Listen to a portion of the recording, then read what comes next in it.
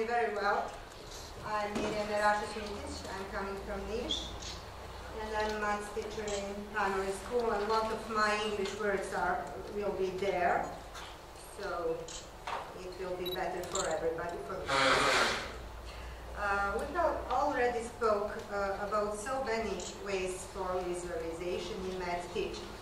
In my past papers, I told you about models and pupils' workshops on class, didactic tools that allow visualization, motivation pupils for doing math through the unusual contexts and exhibitions.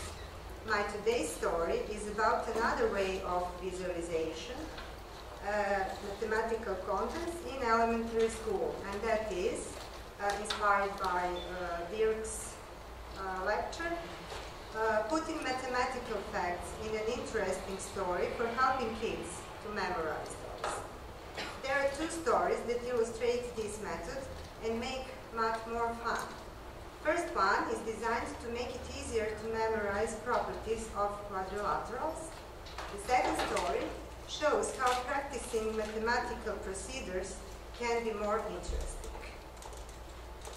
And the first story is characteristics of quadrilaterals. Most of you will agree with me that this lecture is very boring. I thought, if it's so boring to me to teach, how it will going to look like to kids. So I created a story about quadrilaterals family and their relationships between cousins. While I'm telling the story, I'm drawing genealogy of this family on the board. And here is the story. Once upon a time, there was an old grandfather quadrilateral. And in that moment, I start conversation with kids like this. Let's look at him, try to describe him, how many sides and angles has he got. The sum of the angles of quadrilaterals is 360, as we already have learned. He has got two sons, trapezoid and deltoid. Deltoid was, I told him, some kind of black sheep in the family, and we'll discuss about him a little bit later. Every next generation has inherited characteristics of their father. So, what characteristics have trapezoid and deltoids got? And in that moment, we repeat everything about quadrilaterals. Children are answering, and we moved step 4 more. But every next generation is more successful than previous. Trapezoid is more advanced than his father.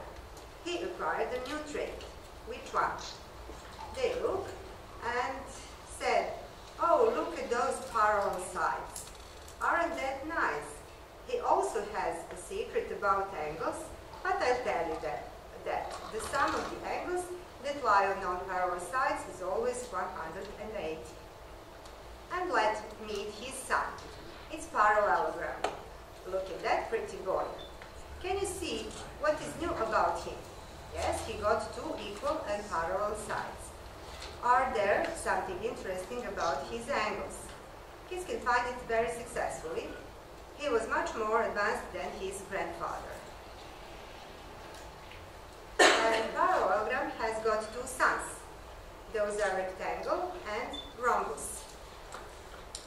Have they, I asked them, have the same characteristics as the elder members of the family? They prospered in large steps. Let's discuss about that. I suggested to children what is important to examine: sides, angles, diagonals, symmetry, and they were very successful. And finally, here it is.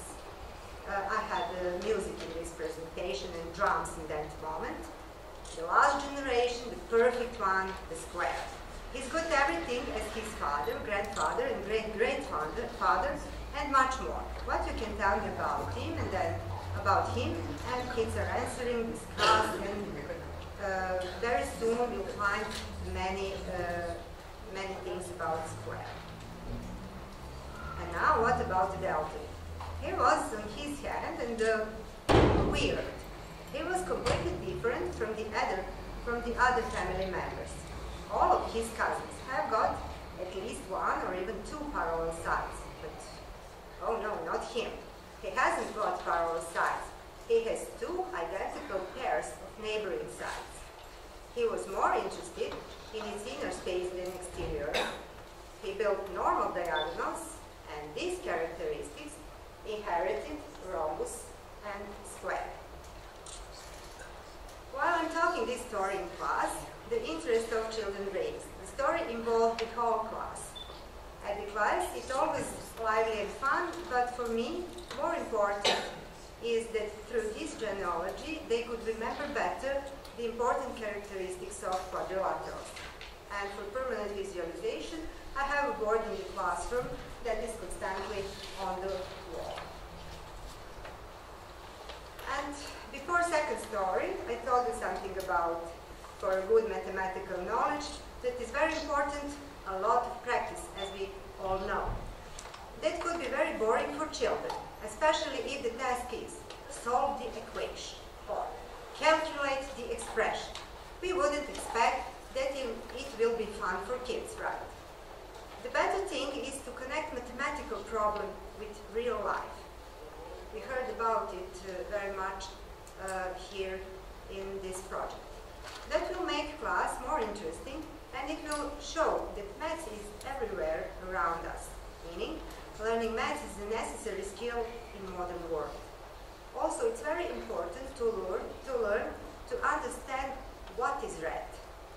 In the 7th grade, children learn coordinate system and percentage. So I created a task for practicing those lectures in the form of story.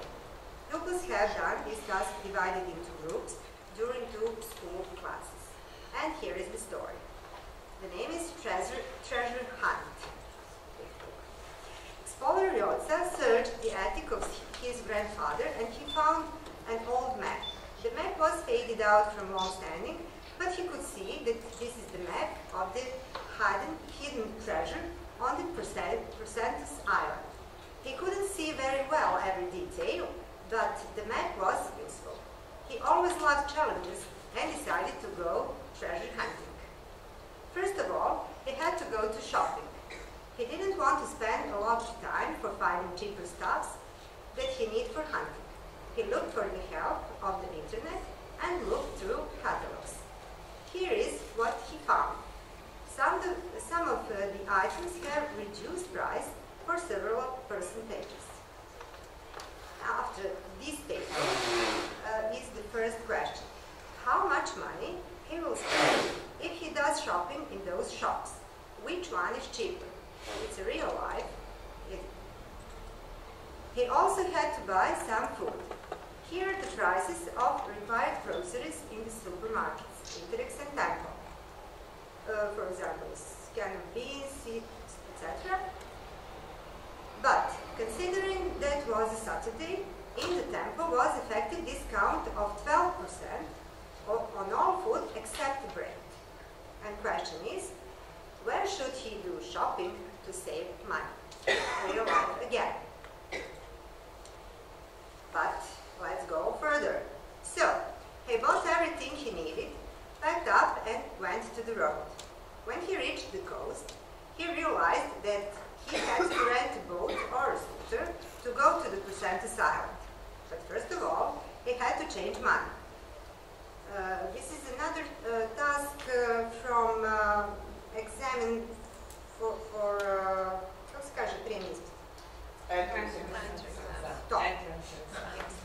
Fortunately, there was a currency exchange where for 1 eki, and eki is the official currency of the country, you give 2.5 dinars. The prices for renting were, as you can see in the table, for 1 hour and for each following start hour. It is very important for solving next task. The motor, little physics. The motorboat moves at the speed 20 kilometers per hour and scooter even 50 kilometers per hour. On the local map, we saw that the distance between coast and island is 45 kilometers. The island isn't so big, so he meant that 3 hours will be enough to finish his job and started to go back. And now questions. What time will he need to get to the island if he uses boat, and what if he uses scooter? Would it be cheaper to rent a boat or a scooter? How much money he had to change for renting a cheaper boat? And what's now a problem? Once again, when he arrived on the island, he began to interpret the map. As far as map was a bit damaged, he had to draw the necessary objects. He read the instructions. Start with the point named E, the palm tree, and go right to the east for 15 steps. Then turn to the north, walk 8 steps straight ahead, and there you will find the well, W. Although, when you read this, the well may be no longer be there, so you must carefully count the steps. After that, you have to find the big rock R. You will find it as a centrally symmetric point of point W relative to P. Go 4 steps north on the rock, etc., and then 35 steps right to the east, and there you are. There is a treasure chest buried in the ground, point C.